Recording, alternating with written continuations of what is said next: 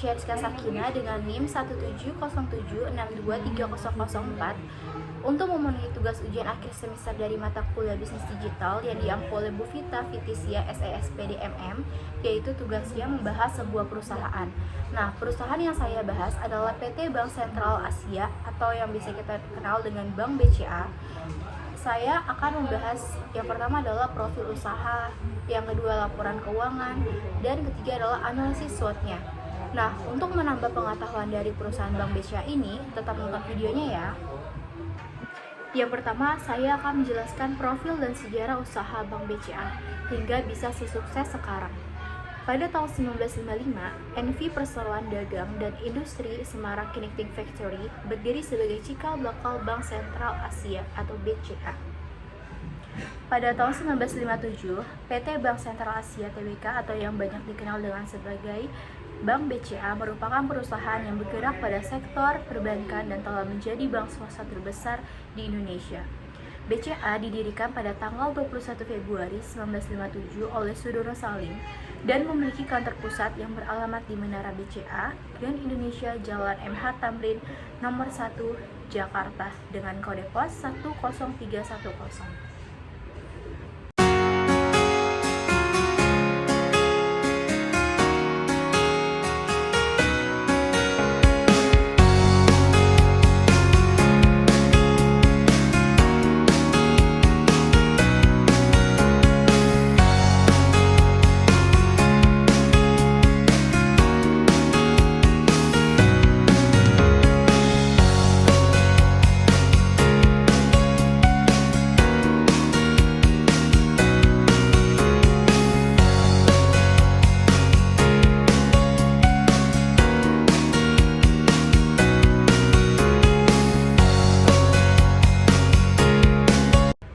Pada tahun 1970-an, pada 2 September 1975, nama bank diubah menjadi PT Bank Sentral Asia atau BCA.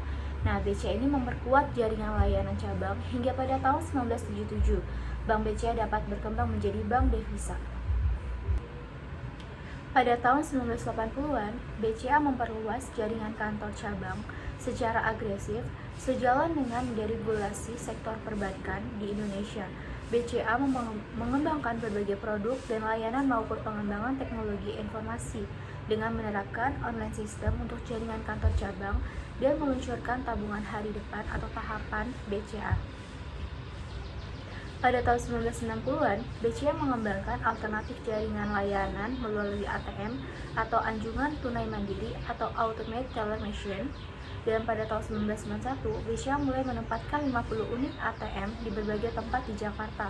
Pengembangan jaringan dan fitur ATM dilakukan secara intensif.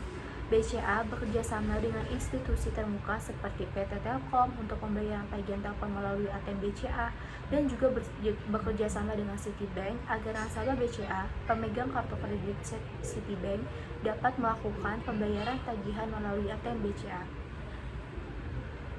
Nah, pada tahun 1997 sampai 1998, Indonesia mengalami krisis moneter.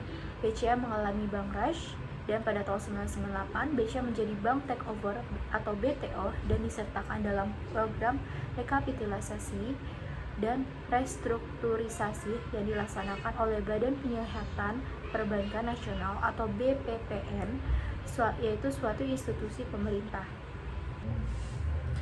Pada tahun 2010 sampai 2013, BCA memasuki lini bisnis baru yaitu perbankan syariah, pembiayaan sepeda motor, asuransi umum, dan sekuritas. Di tahun 2013, BCA menambah kepemilikan efektif dari 25% menjadi 100% pada perusahaan asuransi umum. PT Asuransi Umum BCA, yaitu sebelumnya bernama PT Sentral Sejahtera Insurance dan dikenal juga sebagai BCA Insurance. BCA memperkuat bisnis perbankan transaksi melalui pengembangan produk dan layanan yang inovatif, diantaranya seperti aplikasi mobile banking untuk smartphone terkini, layanan penyelesaian pembayaran melalui e-commerce, dan mengembangkan konsep baru yaitu Electronic Banking Center yang melengkapi ATM Center dengan tambahan fitur-fitur yang didukung teknologi terkini, yaitu berguna untuk meningkatkan kendala layanan perbankannya. BCA telah menyelesaikan pembangunan Disaster Recovery Center atau DRC di Surabaya yang berfungsi sebagai Disaster Recovery backup data center yang terintegrasi dengan 2 mirroring data center DRC yang baru menggantikan DRC yang sebelumnya yang berlokasi di Singapura. Pada tahun 2014 sampai 2016, lebih tepatnya pada Januari 2014, BCA menyelesaikan pembelian saham PT Central Santosa Finance atau CS Finance, yaitu suatu perusahaan yang bergerak di bidang pembiayaan sepeda motor, sehingga kepemilikan saham BCA terhadap CS Finance secara efektif meningkat dari 25% menjadi 70%. Di samping itu, BCA juga memperoleh izin untuk memberikan layanan asuransi jiwa melalui PT Asuransi Jiwa BCA atau yang biasa kita kenal dengan BCA Life. Nah, selama Juli 2016 sampai dengan Maret 2017, BCA juga turut berpartisipasi dalam menyukseskan program tax amnesty dengan menjalankan perannya sebagai bank persepsi dan bank gateway.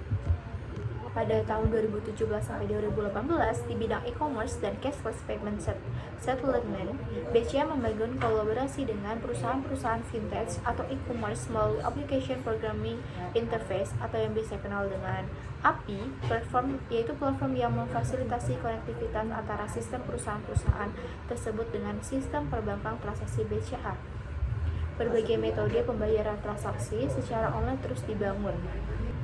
Pada tahun 2019 sampai 2020, BCA mengadopsi cara kerja baru dalam menyikapi COVID-19 dengan menjalankan split operation, work from home, dan physical distancing di tempat kerja untuk mencegah penyebaran virus dan memelihara keberlanjutan.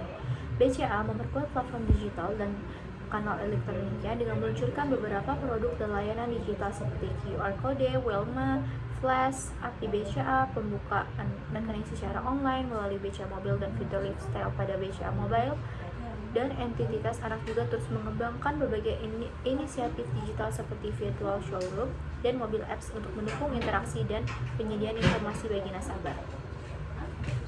Pada tahun 2021, BCA senantiasa memperkuat franchise perbankan transaksi dengan mengembangkan layanan digital untuk mendukung customer experience yang lebih baik. Otomasi dan peremajaan infrastruktur teknologi informasi terus dilakukan. Cybersecurity terus menjadi perhatian sejalan dengan meningkatnya transaksi digital.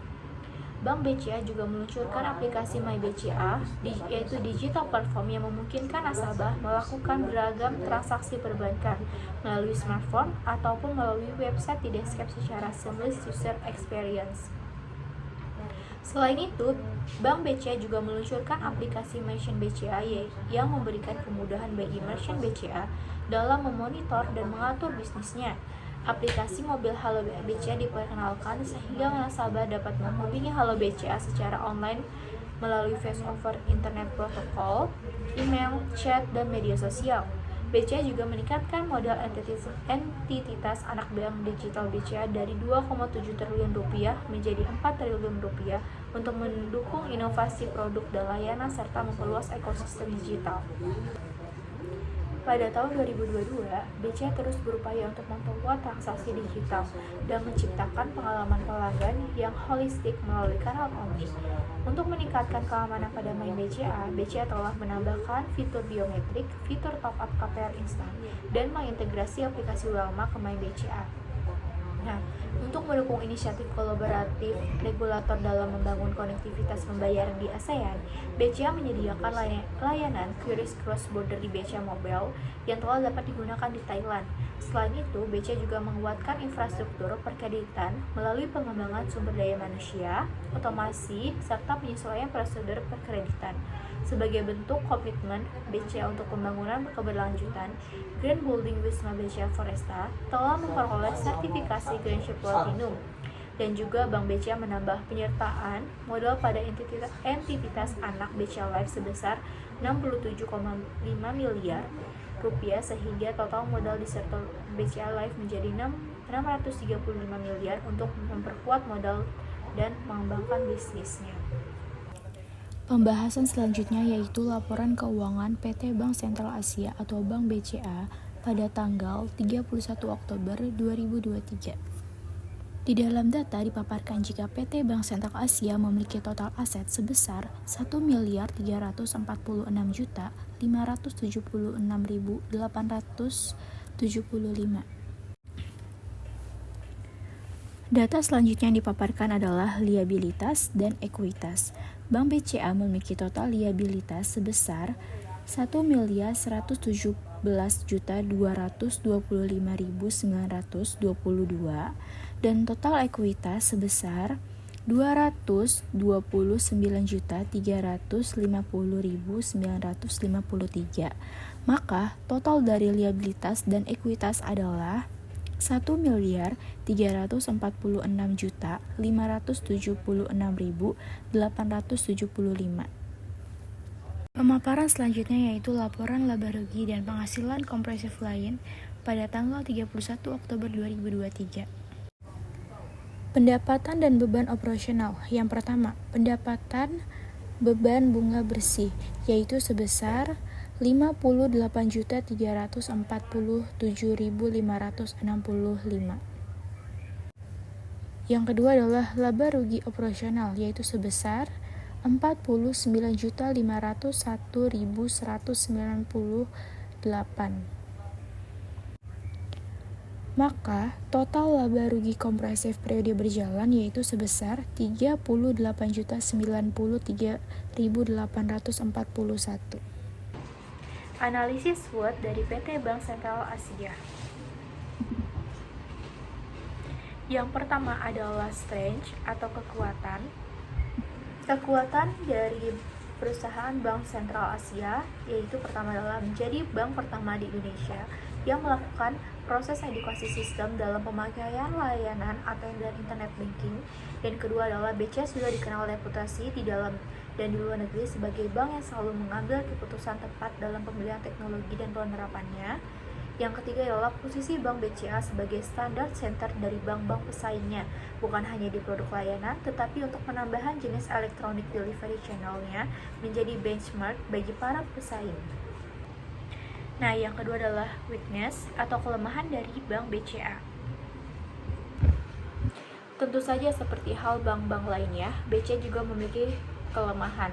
Yang pertama adalah masalah teknologi yang masih perlu diperbaiki. Terkadang kita sering mengalami kendala dalam mengakses aplikasi BCA yang sering mengalami beberapa gangguan. Ini menjadi tantangan bagi Bank BCA untuk terus meningkatkan sistem teknologi mereka agar bisa memberikan pelayanan yang lebih terpercaya dan lancar. Yang kedua adalah Bank BCA juga perlu lebih aktif dalam berinovasi. Meskipun sudah menawarkan berbagai produk dan layanan, namun terkadang masih kurang banyak inovasi baru yang ditawarkan kepada nasabah. Dan yang ketiga adalah belum ada terobosan besar yang bisa diusung oleh BCA untuk memikat minat nasabah dan memberikan pengalaman perbankan yang berbeda. Yang ketiga adalah opportunity atau peluang dari Bank BCA. Yang pertama, bagi Bank BCA masih ada banyak peluang untuk terus tumbuh dan berkembang. Pertumbuhan ekonomi di Indonesia yang terus meningkat menjadi kesempatan bagi Bank BCA untuk memperluas jaringan kerjasama. Bank BCA juga bisa memanfaatkan kondisi ini untuk menjangkau segmen pasar yang lebih luas dan menawarkan produk serta layanan yang sesuai dengan kebutuhan nasabah. Yang kedua adalah perkembangan teknologi juga memberikan peluang besar bagi Bank BCA dengan berinovasi dan menghadirkan fitur-fitur baru yang lebih canggih. Bank BCA juga dapat memperkuat posisinya di pasar dan mendapatkan kepercayaan yang lebih dari nasabah. Yang ketiga adalah perluasan di ranah digital dan kemudahan dalam bertransaksi melalui aplikasi dapat menjadikan keunggulan yang menarik bagi Bank BCA. Yang keempat adalah threats atau ancaman dari perusahaan PT Bank Sentral Asia. Yang pertama adalah persaingan di industri perbankan tentu sangat ketat. Bank BCA harus mewaspadai persaingan dari bank-bank lainnya yang juga memiliki keunggulan dan terus berupaya menarik nasabah. Selain itu, faktor ekonomi seperti penurunan pertumbuhan ekonomi juga bisa menjadi ancaman bagi Bank BCA. Bila kondisi ekonomi tidak menguntungkan, maka permintaan layanan perbankan juga akan menurun. Yang kedua adalah ancaman terbesar juga datang dari perkembangan teknologi yang begitu pesat.